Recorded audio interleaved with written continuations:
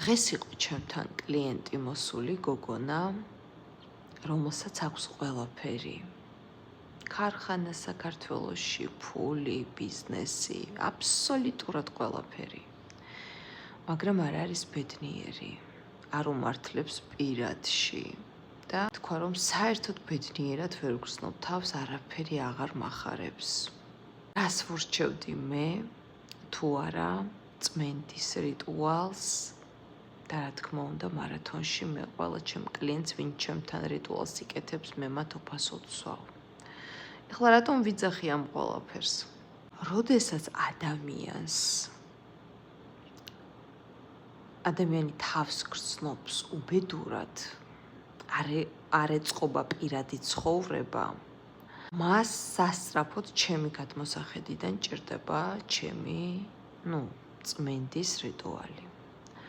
უსიყვარულობის გამო, თვით უსიყვარულობის გამო, ადამიანები, ქალები ძირითადად, ებმევიან ისეთ ურთიერთობაში, რომელიც არის ტოქსიური. ხვდებიან საშინელ მამაკაცებს, რატომ?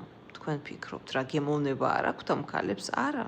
იმდენად არ უყვართ თავიანთი თავი, რომ ვეღარ ხვდებიან რომელი მამაკაცია მისთვის უკეთესი და იმ მდგომარეობით სულიერი, რა მდგომარეობაშიც არიან, ირჩევენ ისეთ საშინელ კაცებს.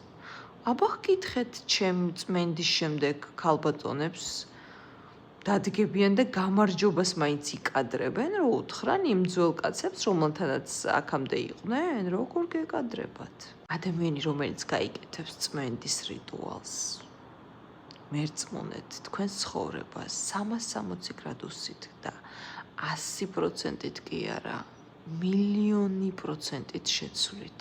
ქალს, რომელსაც საკუთარი თავი უყვარს, ქალი, რომელიც დაისახავს თავის მიზანს, ქალი, რომელიც დაიბადება თავიდან, გამოიღვიძებს, ქალი, რომელიც ყველა ტრამვას უკან მოიტოვებს, მერწმუნეთ ესეთი ქალი ყველაფერს გააკეთებს და მთებს გადადგავს.